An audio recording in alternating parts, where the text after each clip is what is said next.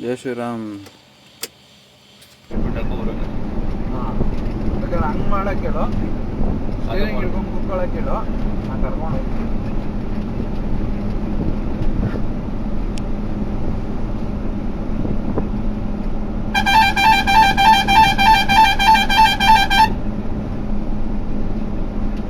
SRT bus ಥರ ಓಡಿಸ್ತಾರೆ ಅದೇನು ವಾರಗಳು ಹೊಡ್ಕೊಂಡು ಹೋಯ್ತಾ ಇದೆ.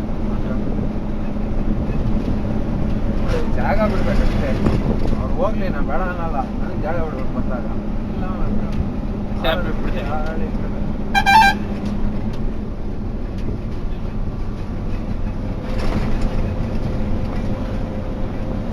ಬರ್ಬಾರ್ದು.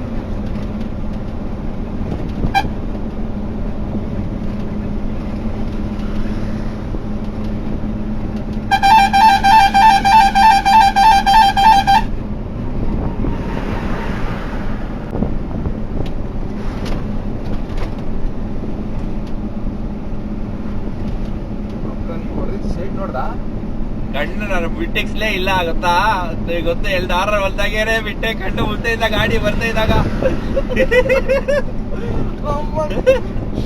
ಬಸ್ ಬರ್ತಾನೆ ಅವನೇ, ನಾನೇನ್ ಮಾಡ್ಲಿ? ನಾನು ಬ್ಯಾಟ್ರಿ ನಿಮ್ಗೆ ಇದಾಗ ಗೊತ್ತಿಲ್ಲ, ನಾನು ಉಸಿರು ಬಾಯಿದ ಬಿಡ್ತಾನಿಲ್ಲ, ಲಾಕ್ ಮಾಡ್ಕೊಂಡು ಹೋಗ್ತಾ ಇರೋದು. ಟಿಪ್ಪರ್ ಅವ್ನು ಸ್ಲೋನೇ ಮಾಡ್ತಾ ಇಲ್ಲ, ಅವನು ಮುಂದೆ ಅವನು ಸ್ಲೋ ಮಾಡ್ತಾ ಇಲ್ಲ, ಈ ಕಡೆ ಪಕ್ಕದವನು ಸ್ಲೋ ಮಾಡ್ತಾ ಇಲ್ಲ. ಬಿಟ್ಟೆ ಹೋಗಷ್ಟು ದೂರ ಹೋಗ್ಲಿ, ಹತ್ರ ಹೋದಾಗ ಎಳ್ಕೊತೀನಿ ಅಂತ. ನಮ್ದೇನು ಜೀಪ್ ಬರುತ್ತೆ, ಅನ್ಕೊಂಡು ಟ್ರೇಲರು ಪಟ್ಟನ್ ಬರುತ್ತೆ.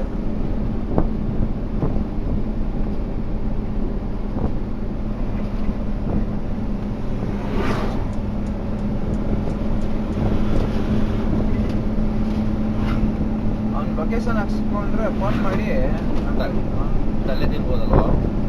ಹಾಂ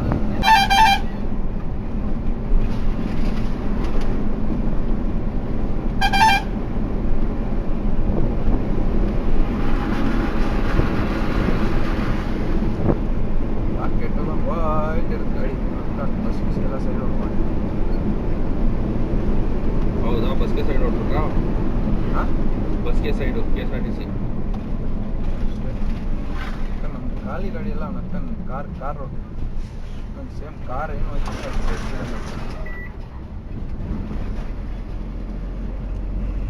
ಅಭಿ ಏನ ಇವತ್ತು ನೋ ಎಂಟ್ರಿಯಲ್ಲಿ ಹಾಕಿದ್ರೆ ಅವ್ರ ಅಪ್ಪ ಹೆಂಗ್ ಕ್ಲಾಸ್ ತಗೋತಾಗುತ್ತೆ ಅವ್ರಿಗೆ. ಕ್ಲಾಸ್ ಅಂದ್ರೆ ಏನಿಲ್ಲ ಮಾರ, ನೀನು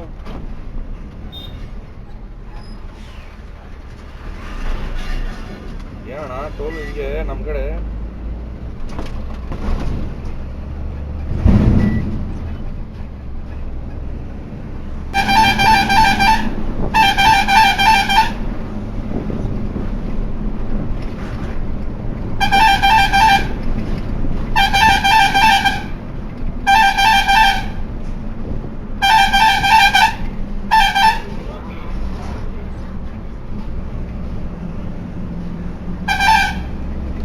ನೋ ಎಂಟ್ರಿ ಹಿಡಿದ್ರೆ ಅಲ್ಲಿ ಹಿಡಿತಾರ. ಹೆಬ್ಬಾಳ ಕೆಳಗೆ ಆಲ್ಟ್ ಹಾಕ್ಬಿಡ್ಬೇಕಾ? ಹೆಬ್ಬಾಳ ಪಾಸ್ ಆಗಬೇಕು. ಹಾಂ, ಹೆಬ್ಬಾಳ ಪಾಸ್ ಎಂಟ್ರೆನ್ಸ್ ಇಲ್ಲ. 3:30-4 ಗಂಟೆ ಒಳಗೆ ಹೆಬ್ಬಾಳ ಪಾಸ್ ಆಗಬೇಕು. ನೀವೇನೋ ಪಾಸ್ ಆಗ್ತಾರೆ, ನಂಗೆ ಅವ್ರು ಹಾಕಾಕ್ತಾರೆ ಅಷ್ಟೇ. ಬೇರೆ ಬಾಡಿಗೆ ಹೋಗ್ತಾರೆ. ಜೈ ಶ್ರೀರಾಮ್. ಸೊ ಇದು ಒಂದು ಬ್ಲಾಗ್ ಯಾಕೆ ತೋರಿಸ್ತಾ ಇದ್ದೀನಿ ಅಂತಂದರೆ, ಸೊ ನೋ ಎಂಟ್ರಿ ಸ್ಟಾರ್ಟ್ ಆಗುತ್ತೆ ಬೆಂಗಳೂರಲ್ಲಿ ಆಫ್ಟರ್ 4 o'clock. ಸೊ ನಾವು ಹೆಬ್ಬಾಳ ಪಾಸ್ ಮಾಡಿರಬೇಕು 3:30 ಒಳಗಡೆ. ನಾವಿಲ್ಲಿ ಮಿಡಿಗೇಶಿ ಹತ್ತತ್ರ ಪಾವಗಡ ಹತ್ರ, ಅಲ್ಲಿಂದ ಬರಲಿಕ್ಕೆ 180 ಕಿಲೋಮೀಟರ್ಸ್ ಆಗುತ್ತೆ. ಸೊ ನನ್ನ ಗಾಡಿ ಮತ್ತು ನಮ್ಮ ಮಾವನ ಗಾಡಿ ಎರಡೂ ಹೋಗಿತ್ತು. ಸೊ ಮತ್ತೆ ಲೋಡಿಗೆ ಬರಲೇಬೇಕು. ಆ ಟೈಮ್ ಫ್ರೇಮ್ ಏನಿದೆ, ಮಧ್ಯಾಹ್ನ 1 ಗಂಟೆಗೆ ಮಿಡಿಗೇಶಿ ಬಿಟ್ಟಿರ್ತೀವಿ. ವಿತಿನ್ 3:30-4 o'clock ಒಳಗಡೆ ಹೆಬ್ಬಾಳ ಪಾಸ್ ಆಗಿರಬೇಕು. ಸೊ ಅದಕ್ಕೋಸ್ಕರ ಟೈಮ್ ಫ್ರೇಮ್ ಒಳಗಡೆ, ಟೈಮಿಂಗ್ಸ್ ಒಳಗಡೆ ಗಾಡಿ ಹೊಡಿಬೇಕು. ಸೊ ಹಾಗಾಗಿ ಈ ಟ್ರಿಪ್ಪಲ್ಲಿ ನಾವು ಸ್ವಲ್ಪ ಫಾಸ್ಟಾಗಿ ಹೋಗ್ತಾಯಿದ್ದೀವಿ. ಅಂದರೆ ಇದು ಖಾಲಿ ಗಾಡಿ, ಟ್ರಿಪ್ ಲೋಡ್ ಮಾಡಲಿಕ್ಕೋಸ್ಕರ ಫಾಸ್ಟಾಗಿ ಹೋಗ್ತಾಯಿದ್ದೀವಿ. ಸೊ ಅಷ್ಟೇ ಇದು ಈ ಟ್ರಿಪ್ಪಿನ ಬ್ಲಾಗು. ಏನಂತಂದರೆ ಕೆಲವೊಂದು ಸತಿ ಏನಪ್ಪ ಅವನು ರ್ಯಾಶಾಗಿ ಹೋಗ್ತಾಯಿದ್ದಾನೆ, ಸ್ಪೀಡಾಗಿ ಹೋಗ್ತಾಯಿದ್ದಾನೆ ಅಂತ ಅಂತಾರೆ ಜನ. ಬಟ್ ಆದರೆ ಒಂದು ದಿವಸ ಏನಾದರೂ ಗಾಡಿ ನಿಂತರೆ ಮೂರು ದಿವಸ ಬಾಡಿಗೆನೇ ಸಿಗೋಲ್ಲ. ಸೊ ಹಂಗಾಗುತ್ತೆ ಕತೆ. ಸೊ ಎಷ್ಟೋ ಜನಕ್ಕೆ ಇದು ವಿಚಾರಗಳು ಗೊತ್ತೇ ಇರೋಲ್ಲ. ಯಾಕೋ ಒಂದು ಲಾರಿ ಅಷ್ಟು ಸ್ಪೀಡಾಗಿ ಹೋಗ್ತಾ ಇರುತ್ತೆ, ಲೋಡಿಂಗ್ ಮಾಡಬೇಕಾಗಿರುತ್ತೆ. ಏಕೆಂದರೆ ಕಮಿಟ್ಮೆಂಟ್ಸ್ ಇರುತ್ತೆ. ಆ ಕಮಿಟ್ಮೆಂಟ್ ಕರೆಕ್ಟಾಗಿ ಫುಲ್ಫಿಲ್ ಆಯಿತು ಅಂದರೆ ಎಲ್ಲ ಕರೆಕ್ಟಾಗಿರುತ್ತೆ. ಇದು ದಾವಸ್ಪೇಟೆ. ಸೊ ಇಲ್ಲಿ ಪೇಮೆಂಟ್ ಮಾಡಬೇಕು, ಪೇಮೆಂಟ್ ಮುಗಿಸ್ಕೊಂಡು ಹೋಗಬೇಕು. ಸೊ ನಮ್ಗೆ ಆಲ್ಮೋಸ್ಟ್ 1 o'clock ಬಿಟ್ಟಿದ್ದೀವಿ. 3 hours ಟೈಮ್ ಇರುತ್ತೆ. ಸೊ 3 hoursಲ್ಲಿ ನಾವು 150 kilometers ಹೆಬ್ಬಾಳ 150 kilometers ಹೊಡಿಬೇಕು ಅಂತಂದರೆ ವಿತ್ ಪೇಮೆಂಟ್ ಮಾಡಿಸಿ ಪೇಮೆಂಟಲ್ಲಿ ಒಂದು ಅರ್ಧ ಗಂಟೆ ಹೋಗುತ್ತೆ. ಸೊ ನೀವು ನೋಡ್ತಾ ಇದ್ದೀರಾ ಇಲ್ಲಿ ಪೇಮೆಂಟಿಗೆ ರಿವರ್ಸ್ ಹೊಡಿತಾ ಇದ್ದೀನಿ. ಪೇಮೆಂಟ್ ಬ್ರಿಡ್ಜ್ ಮೇಲೆ ಬಿಡಬೇಕಂದ್ರೆ ಸ್ಟ್ರೈಟಾಗಿ ನಿಲ್ಲಲ್ಲ ಗಾಡಿ. ಸೊ ರಿವರ್ಸ್ ಬಿಟ್ಟು ಮತ್ತೆ ಹಿಂದೆ ಮುಂದೆ ಮಾಡಿ ಸ್ಟ್ರೈಟ್ ಮಾಡಿಕೊಂಡು ಕಾಟ ಮಾಡಿಸಿ ಹೋಗಬೇಕು. ಸೊ ಆಲ್ಮೋಸ್ಟ್ 2-2.5 ಗಂಟೆ ಒಳಗಡೆ ಟೈಮ್ ಫ್ರೇಮಲ್ಲಿ ಹೋಗಬೇಕು ಅನ್ನೋ ಒಂದು ಟಾಸ್ಕಲ್ಲಿ ಹೋಗ್ತಾಯಿದ್ದೀನಿ. ಮತ್ತು ನನ್ನ ಜೊತೆ ಚೇತನ್ ಇದ್ದಾನೆ. ಸೊ ವಿಡಿಯೋದಲ್ಲಿ ಅವನ ವಾಯ್ಸು ಸಹ ಕೇಳ್ತಾ ಇದ್ದೀರಾ ನೀವು. ಸೊ ಜಸ್ಟ್ ಒನ್ ಟ್ರಿಪ್ ಸುಮ್ಮನೆ ಒಂದು ರೌಂಡ್ ಅಂತ ಕರ್ಕೊಂಬಂದಿದ್ದವನ್ನ. ಸೊ ಅವ್ನು ಪ್ರಾಬ್ಲಿ ರಜಾ ಇತ್ತು ಅನ್ನೋ ಕಾರಣಕ್ಕೆ ಅವನು ಬಂದಿದ್ದಲ್ಲ, ಅವನು ಕೆಲಸ ಮಾಡ್ತಾನೆ ಬಂದಿದ್ದ ಜೊತೆಗೆ. ಸೊ ಸುಮ್ಮನೆ ನಮಗೂ ಟೈಮ್ ಪಾಸ್ ಆಗುತ್ತೆ ಅಂತ ಅವ್ನು ಹಿಂಸೆ ಮಾಡಿ ಕರ್ಕೊಂಬಂದ್ಬಿಟ್ಟು. ಮತ್ತು ಇದು NH4 ಹೈವೇ. ಏನಂತಂದರೆ ಟ್ರಾಫಿಕ್ ಕಂಜೆಷನ್ ಜಾಸ್ತಿ ಇರೋದ್ರಿಂದ ಸ್ವಲ್ಪ ಮೋಷನ್ ಕಟ್ಟಾಗಿ ಸ್ಲೋ ಮಾಡ್ಕೊಂಡು ಮತ್ತೆ ಹೋಗಬೇಕಾಗುತ್ತೆ. ಸೊ ಆ ಟೈಮ್ ಫ್ರೇಮಲ್ಲಿ ಹೋಗೋದಕ್ಕೆ ಟ್ರಾಫಿಕಲ್ಲಿ ನಿಮಗೆ ಗೊತ್ತು ಬೆಂಗಳೂರಲ್ಲಿ ಹೇಗಿರುತ್ತೆ ಟ್ರಾಫಿಕ್ಕು ಅಂತೇಳಿ. ಕಾರಲ್ಲಿ ಹೋಗೋದೇ ಕಷ್ಟ 150 kilometers. ಸೊ ಇಷ್ಟುದ್ದ ಟ್ರಕ್ ಹೋಗಬೇಕು ಅಂದರೆ ಕಮಿಟ್ಮೆಂಟ್ ಅಷ್ಟೇ. ಕಮಿಟ್ಮೆಂಟ್ ಇರೋದಕ್ಕೆ ಇಷ್ಟು ರಿಸ್ಕ್ ತೊಗೊಂಡು ಮಾಡ್ತಾ ಇರೋದು. ಮತ್ತು ಇಲ್ಲಿಂದ ಮುಂದೆ ಸ್ವಲ್ಪ ಮುಂದೆ ನಮ್ಮ ಅಭಿ ಹೋಗ್ತಾ ಇದ್ದಾನೆ. ಈ ವಿಡಿಯೋದಲ್ಲಿ ಅಷ್ಟು ಕಾಣಿಸೋದಿಲ್ಲ ಕ್ಲಿಯರಾಗಿ ಅವನು. ಆ್ಯಂಡ್ ಈ ಹೈವೇಲಿ ಹೋಗಬೇಕಾದ್ರೆ ಕೆಲವೊಬ್ಬರು ಅಡ್ಡ ಬರ್ತಾರೆ. ಸೊ ನಾವು ಸಿಟ್ಟಲ್ಲಿ ಮತ್ತು ಅವ್ರಿಗೆ ಸ್ವಲ್ಪ ಚಮಕ್ ಕೊಟ್ಟಿರ್ಬೋದು. So I am so sorry, ಏನೂ ಮಾಡೋಕ್ಕಾಗಲ್ಲ. ಬಿಕಾಸ್ ಇಲ್ಲಿ ನೋಡಿ ಈ ವಿಡಿಯೋದಲ್ಲಿ ಇಲ್ಲೊಬ್ಬ ಬಸ್ಸವ್ರು 2 ಹೊಸ ಬಸ್ ನಿಂತಿರುತ್ತೆ. ನಾನು ಹಾರನ್ ಮಾಡ್ತಾನೆ ಇರ್ತೀನಿ, ರೈಟಲ್ಲಿ ಕಾರ್ ಇರ್ತಾನೆ. ಸೊ ನಾನು ರೈಟಿಗೆ ಹೇಳ್ಕೊಳ್ಳೋದಕ್ಕಾಗಲ್ಲ. ಆದ್ರೂ ಹಾರನ್ ಮಾಡಿದ್ರೂ ಬೇಕು ಅಂತ ರೈಟಿಗೆ ಬರ್ತಾನೆ. So I am helpless. ಈಗ ನಾನೇನು ಮಾಡ್ತೀನಿ ಅಂದರೆ ಅವನಿಗೆ ಸೈಡ್ ಹೊಡೆದು ನನ್ನ ಕ್ಯಾಬಿನ್ ಪಾಸ್ ಆಗಿದ ತಕ್ಷಣ ಸೀದಾ ಲೆಫ್ಟಿಗೆ ಎಳೆದ್ಬಿಡ್ತೀನಿ. ನಾನೇನು ಮಾಡೋಕ್ಕಾಗಲ್ಲ. ಈಗ ನನಗೆ ನೀನು ತೊಂದರೆ ಮಾಡಿದಾಗ ನಿನಗೆ ನಾನು ತೊಂದರೆ ಮಾಡಲೇಬೇಕಾಗುತ್ತೆ. So this is called as karma ಅಷ್ಟೇ. ಮತ್ತು ಬೆಂಗಳೂರು ರೀಚ್ ಆಗಿ ಮೇಕ್ರಿ ಸರ್ಕಲ್ ಬಂದಾಗ ನೋಡ್ಕೊತೀನಿ ನಾನು ಮೀಟ್ರಲ್ಲಿ ಡೀಸೆಲೇ ಇರೋದಿಲ್ಲ. ಸೊ ಕಂಪ್ಲೀಟ್ ನಿಲ್ಲಾಬಿಟ್ಟಿರುತ್ತೆ. ಆಲ್ಮೋಸ್ಟ್ ಲೈಕ್ 4-5 liters ಅಷ್ಟೇ ಇರುತ್ತೆ ಡೀಸೆಲು. ಸೊ ಮೇಕ್ರಿ ಬೆಲ್ ಸರ್ಕಲಲ್ಲಿ ಮತ್ತೆ ಯೂಟರ್ನ್ ಮಾಡಿ ಮತ್ತೆ ಆಪೋಸಿಟ್ ಹೋಗಿ ಅಲ್ಲೊಂದು ಇಂಡಿಯನ್ ಆಯಿಲ್ ಪೆಟ್ರೋಲ್ ಬಂಕ್ ಇರುತ್ತೆ, ಅಲ್ಲಿಗೆ ಹೋಗಬೇಕಿರುತ್ತೆ. ಸೊ ಆ ಒಂದು ಇದರಲ್ಲಿ ಹೋಗ್ತಾ ಇರ್ತೀವಿ. Intentions are very simple. ಏನೇ ಆದರೂ ನಾವಿವತ್ತು ಲೋಡ್ ಮಾಡಬೇಕು, ಅದೇ ನಮ್ಮ ಇಂಟೆನ್ಷನ್. ಸೊ ಲಾಸ್ಟ್ ಟ್ರಿಪ್ಪಲ್ಲಿ ಅಡ್ವಾನ್ಸ್ ಇತ್ತು, ಬಟ್ ಡೀಸೆಲ್ ಹಾಕ್ಸ್ಕೊಳ್ಳೋದಕ್ಕೆ ನನಗೆ ಎಲ್ಲೂ ಟೈಮ್ ಸಿಕ್ಕಿರಲಿಲ್ಲ. ಈ ಟ್ರಿಪ್ಪಲ್ಲಿ ಅಂದರೆ ಲೋಡ್ ಮಾಡೋಕ್ಕೆ ಹೋಗೋಕ್ಕಿಂತ ಮುಂಚೆ ಡೀಸೆಲ್ ಹಾಕ್ಸೋಣ ಅಂದ್ಕೊಂಡೆ. ಬಟ್ ಅನ್ಫಾರ್ಚುನೇಟ್ಲಿ ನಮಗಿನ್ನ ಮುಂಚೆ 2 ಗಾಡಿ ಇತ್ತು, ಅದು ಅನ್ಲೋಡ್ ಆಗಿ ಆಮೇಲೆ ನಮ್ಮದಾಯಿತು. ಮೋಸ್ಟ್ಲಿ ಈ ಟ್ರಿಪ್ಪಿಗೆ ಹೋಗೋಕ್ಕಾಗೋದೇ ಇಲ್ಲ ಅಂತ ಅಂದ್ಕೊಂಡಿದ್ದೆ. ಅದಕ್ಕೋಸ್ಕರ ಸುಮ್ಮನೆ ಕೂತಿದ್ವಿ. ಇನ್ನೂ 2 ಗಾಡಿ ರಿಕ್ವೈರ್ಮೆಂಟ್ ಇದೆ ಅಂದಿದ್ದಕ್ಕೆ 2 ಗಾಡಿ ಹೊರಟು ಬಂದ್ವಿ. ಸೊ ಮೇಕ್ರಿ ಬೆಲ್ ಸರ್ಕಲಲ್ಲಿ ಬೆಲ್ ಸರ್ಕಲ್ ಪಾಸ್ ಆದಮೇಲೆ ಯೂಟರ್ನ್ ಹೊಡಿಬೇಕು. ಇಲ್ಲೊಂದು ಟಾಟಾ AC ನಮಗೆ ಅಡ್ಡ ಇರುತ್ತೆ. So U-turn ಹೊಡಿಯೋಕ್ಕಾಗಲ್ಲ. ಆಲ್ಮೋಸ್ಟ್ ಇಲ್ಲಿ ಯಾವುದೇ ಟ್ರೈಲರ್ ಯೂಟರ್ನ್ ಹೊಡಿಯೋಕ್ಕಾಗದೇ ಇಲ್ಲ ಅಂದ್ಕೊಳ್ಳಿ. ಯಾಕೆ ಅಂತಂದರೆ ರೋಡು ಒಂದು almost like 80 to 100 feet road ಇರ್ಬೋದು ಅಷ್ಟೇ. ಸೊ ಇಲ್ಲಿ ನಮ್ಮ ಗಾಡಿ ತಿರುಗೋದಿಲ್ಲ. ಬಟ್ ಈ ರೋಡ್ ಇದ್ದಿದ್ದರಿಂದ ಸ್ವಲ್ಪ ನಮಗೆ ಅನುಕೂಲ ಆಯಿತು. ಆಟೋದವನೊಬ್ಬ ಅಡ್ಡ ಬರ್ತಾನೆ. ಯೂಟರ್ನ್ ನೋಡಿವಾಗ ನಾವು ಹಿಂದೆ ನೋಡೋದ ಮುಂದೆ ನೋಡೋದು, ಯಾಕೆಂದರೆ ಅಲ್ಲಿ ಡಿವೈಡ್ರ್ ಇದೆ. ಡಿವೈಡ್ರ್ ಮೇಲೆ ಹತ್ತೋ ಚಾನ್ಸಸ್ ಇರುತ್ತೆ. ಗೂಬೆ ಥರ ಬಂದ್ಬಿಡ್ತಾರೆ ಲಾರಿಗೆ ಅಡ್ಡ. ನಿಮಗೆ ಬೈಕವ್ರಿಗೆ, ಕಾರವ್ರಿಗೆ, ಆಟೋದವ್ರಿಗೆ ಅನಿಸ್ಬೋದು ಅವ್ನು ಬರೋ ಅಷ್ಟೊಳಗೆ ಹೋಗ್ಬಿಡೋಣ ಅಂತ. Just for A second driver ನೀನು ನೋಡಿಲ್ಲ ಅಂತ ಅಂದ್ಕೊಂಡ್ರೆ ಅಲ್ಲೇ ಸೀದಾ ಅಲ್ಲಿಂದ ಸೀದಾ ಹಾಸ್ಪಿಟ್ಲಿಗೇನು ಹೋಗಂಗಿಲ್ಲ, ಸೀದಾ ಚಟ್ಟಾನೆ. ಓಕೆನಾ? ಸೊ ಯೋಚನೆ ಮಾಡಿ ಒಂದು ಲಾರಿಗೆ ಅಡ್ಡ ಹೋಗಿ. ಓಕೆನಾ? ಸೊ ಫೈನಲಿ ಅಲ್ಲೆಲ್ಲ ಇಂಡಿಯನ್ ಆಯಿಲ್ ಬಂಕಲ್ಲಿ ಡೀಸೆಲ್ ಹಾಕ್ಸ್ಕೊಂಬಂದ್ವಿ. ಡೀಸೆಲ್ ಹಾಕ್ಸ್ಕೊಂಡು ಕರೆಕ್ಟ್ ಎಕ್ಸಾಕ್ಟ್ ಹೆಬ್ಬಾಳ, ಇದು ನೀವೇನು ನೋಡ್ತಿದ್ದೀರಾ ಇದು ಹೆಬ್ಬಾಳ ಔಟರ್ ರಿಂಗ್ ರೋಡು. 4 ಗಂಟೆಗೆ ಇನ್ನು 5 ನಿಮಿಷ ಇರುತ್ತೆ ಕರೆಕ್ಟಾಗಿ ನಾವು ಪಾಸ್ ಮಾಡೋ ಹೊತ್ತಿಗೆ. ಆಟೋದವರು, ಕಾರವರು. ಸೊ ನೀವು ಸ್ಲೋಗಿ ಹೋಗ್ತಾಯಿದ್ರೆ ಪ್ಲೀಸ್ ಯೂಸ್ ಮಾಡಿ ಲೆಫ್ಟ್ ಲೈನ್.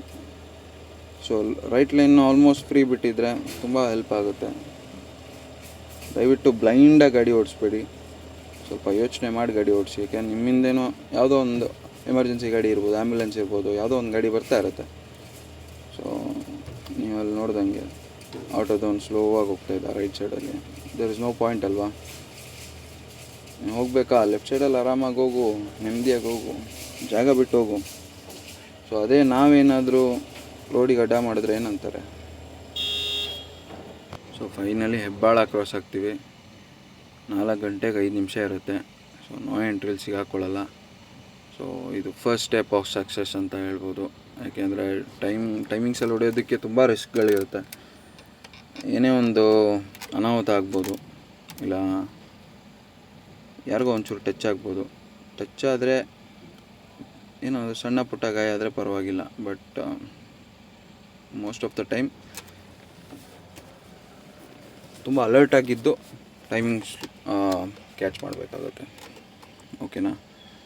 ಹೆಬ್ಬಾಳ ಪಾಸ್ ಆಯಿತು. ಮತ್ತು ಇಮಿಡಿಯೇಟ್ ನಮ್ಮ ಮಾವ ಫೋನ್ ಮಾಡ್ತಾರೆ, ನೀನು ಇನ್ನೂ ಹೆಬ್ಬಾಳದಲ್ಲೇ ಇದ್ದರೆ ಹೆಂಗಪ್ಪ, ನಿನಗೆ ಬಾಬು ಸಾಪಳ್ಯ ಹತ್ರ ನಿಲ್ಲಿಸಿದ್ರು ನಿಲ್ಲಿಸ್ತಾರೆ ಅಂತ ಒಂದು ಡಚಾಕ್ ಕೊಡ್ತಾರೆ. ಡಚಾಕ್ ಅಂದರೆ ಒಂಥರ ಟ್ವಿಸ್ಟ್ ಕೊಡ್ತಾರೆ. ಸೊ ನಾನು ಬಾಬು ಸಾಪಳ್ಯ ಪಾಸ್ ಮಾಡಬೇಕು, ಆಲ್ಮೋಸ್ಟ್ ಲೈಕ್ 4 o'clock ಪಾಸ್ ಮಾಡಬೇಕಿತ್ತು. ಫಾರ್ ಗಾಡ್ ಚೆಕ್ ಆರಾಮಾಗಿ 4:30 ಆಗೋಯಿತು. ಆದ್ರೂ ಸದ್ಯ ಬಾಬು ಸಾಪಳ್ಯ ಹತ್ರ ಯಾರೂ ಇರಲಿಲ್ಲ. ಸೊ ಇದೇ ಆ ಜಂಕ್ಷನ್ನು.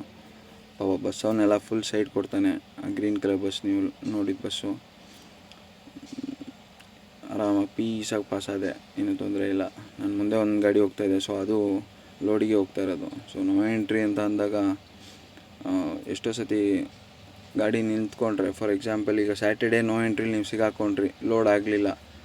ಸೊ ಸ್ಯಾಟರ್ಡೇ ನಿಂತ್ಕೊಂತು ಗಾಡಿ, ಸಂಡೇ ನಿಂತ್ಕೊಂತು, ಆ್ಯಂಡ್ ಮಂಡೇ ನಿಂತ್ಕೊಳ್ಳುತ್ತೆ. ಮಂಡೇ ಲೋಡ್ ಆಗೋದಕ್ಕೆ ಇಡೀ ದಿವಸ ಆಗ್ಬಿಡುತ್ತೆ. ಸೊ ಆ ಇಂಟೆನ್ಷನ್ಸಲ್ಲಿ ಸ್ವಲ್ಪ ಡೇಂಜರಸ್ ಆಗಿ ಡ್ರೈವ್ ಮಾಡಿರ್ಬೋದು. ಸೊ ಐ ಆಮ್ ಸೋ ಸಾರಿ. ಅದು ಏನೂ ಮಾಡೋಕ್ಕಾಗಲ್ಲ. ಯಾಕೆಂದರೆ ನಮ್ಮ ಕಮಿಟ್ಮೆಂಟ್ ಮೀಟ್ ಮಾಡಬೇಕಂದ್ರೆ ಸ್ವಲ್ಪ ನಾವು ರಿಸ್ಕ್ ತೊಗೊಳ್ಳೇಬೇಕಾಗುತ್ತೆ. ಆ್ಯಂಡ್ ಇಲ್ಲಿ ಈ ಬ್ಲೂ ಕಲರ್ ಕಾರ್ ಅವನೇನಿದಾನಲ್ಲ, ಇವನು ಅದೇನು ಕುಡ್ದು ಗಾಡಿ ಓಡಿಸ್ತಾ ಇದ್ದಾನ, ಇಲ್ಲ ತಿಕ್ಲಾನ, ಇಲ್ಲ ಏನು ಅವನಿಗೆ ಪ್ರಾಬ್ಲಮ್ ಅಂತ ಅರ್ಥ ಆಗ್ತಾಯಿಲ್ಲ. ಮುಂದೆ ಇರೋ ಗಾಡಿ ಮಿನಿಮಮ್ 50 meters ಮುಂದೆ ಇದೆ. ಇವನು ಲೆಫ್ಟಲ್ಲೂ ಹೋಗ್ತಾಯಿಲ್ಲ, ಜಾಗನೂ ಬಿಡ್ತಾಯಿಲ್ಲ. ಬಿಕಾಸ್ ನಮ್ದು ಲಾಂಗ್ ಲೆಂತ್ ಗಾಡಿ ಆಗಿರೋದ್ರಿಂದ ಲೆಫ್ಟಲ್ಲಿ ಗಾಡಿಗಳು ಬರ್ತಾನೆ ಇರುತ್ತೆ. ನಾವು ಸಡನ್ನಾಗಿ ಕಾರ್ ಎಳ್ಕೊಂಡು ಹೋಗೋಕ್ಕಾಗಲ್ಲ. ಯಾಕೆಂದರೆ ಇಂಡಿಕೇಟ್ರ್ ಹಾಕಿದ್ರು ಯಾರೂ ರೆಸ್ಪಾಂಡ್ ಮಾಡಲ್ಲ, ಬರ್ತಾನೇ ಇರ್ತಾರೆ ಕಾರವರು, ಬೈಕವರು, ಬಸ್ಸವರು, ಯಾರಾದರೂ. ಇವನು ಎಷ್ಟು ಬುದ್ಧಿವಂತ ಅಂತಂದರೆ ರೈಟ್ ಲೈನಲ್ಲಿ ಗಾಡಿ ಇಟ್ಕೊಂಡಿದ್ದಾನೆ. ಇನ್ನು ಗಾಡಿ ಮುಂದೆಗಡೆ ಇರೋ ಗಾಡಿ ಬ್ರೇಕೇ ಹೊಡೆದಿರಲ್ಲ. ಇವನು ಆಗಲೇ ಬ್ರೇಕ್ ಹೊಡ್ಕೊಂಡು ಅಲ್ಲೇ ಫುಲ್ ಅಲರ್ಟ್ ಆಗಿಬಿಟ್ಟಿರ್ತಾನೆ. ಮೋಸ್ಟ್ಲಿ ಇವನು ಹೆವಿ ಸೈಕ್ ಮನುಷ್ಯ ಅನ್ಸುತ್ತೆ ಮೋಸ್ಟ್ಲಿ. ನನಗಂತೂ ಹೆವಿ ಜಾಗನೇ ಬಿಡಲಿಲ್ಲ, ತುಂಬಾ ತೊಂದರೆ ಮಾಡ್ದ. ಸೊ ಫೈನಲಿ ಅವನು ಹಿಂದೆ ಹಾಕೋದೇ ಒಂದು ದೊಡ್ಡ ತಲೆನೋವು ಆಗ್ಬಿಟ್ಟಿದೆ ನನಗೆ. ಹೆಂಗಾದರೂ ಮಾಡಿ ಹಿಂದೆ ಹಾಕಬೇಕು. ಬಟ್ ಆದರೆ ಆ ಸ್ವಾಮಿ ಜಾಗನೇ ಬಿಡ್ತಾಯಿಲ್ಲ. ಇವನೇನು ದೊಡ್ಡ ತಲೆನೋವು ಇವನು ಅಂದ್ಬಿಟ್ಟು ಸೈಡ್ ಹೊಡೆದ್ವಿ ಫೈನಲಿ. ರಾಮಮೂರ್ತಿ ನಗರ್ ಬ್ರಿಡ್ಜ್ ಹತ್ರ. ಸೊ ನೋಡಿ, ಅಲ್ಲಿ ಜಾಗ ಇದ್ದರೂ ಹೋಗಲ್ಲ ಇವನು. ಅಟ್ಲೀಸ್ಟು ಒಂಥರ ಇಂಥವ್ರೇನಾದರೂ ಸಿಕ್ಬಿಟ್ರೆ ನಿಮಗೆ ನೋ ಎಂಟ್ರಿ ಟೈಮಲ್ಲಿ ನಾವು ಹೋಗುವಾಗ ಇವರಿಂದನೇ ಅರ್ಧ ಲೋಡ್ ಮಿಸ್ ಆಗುತ್ತೆ. ತಾನು ತಿನ್ನಲ್ಲ, ತಿನ್ನೋರ್ಗೂ ಬಿಡಲ್ಲ ಅನ್ನಂಗೆ ಈ ಥರ ಗೂಬೆ ನನ್ನ ಮಕ್ಳು ಇರ್ತಾರೆ ರೋಡ್ ಮೇಲೆ. ಜನ ಕಾರ್ ತೊಗೊಳೋದು ಇಂಪಾರ್ಟೆಂಟ್ ಅಲ್ಲ, ಕಾರ್ ಓಡ್ಸೋಕ್ಕೆ ಬರಬೇಕು. ಫಸ್ಟು ಕಾರ್ ಓಡ್ಸೋದು ಕಲೀರಿ, ಕಲ್ತಾದ್ಮೇಲೆ ಕಾರ್ ತೊಗೊಳ್ಳಿ.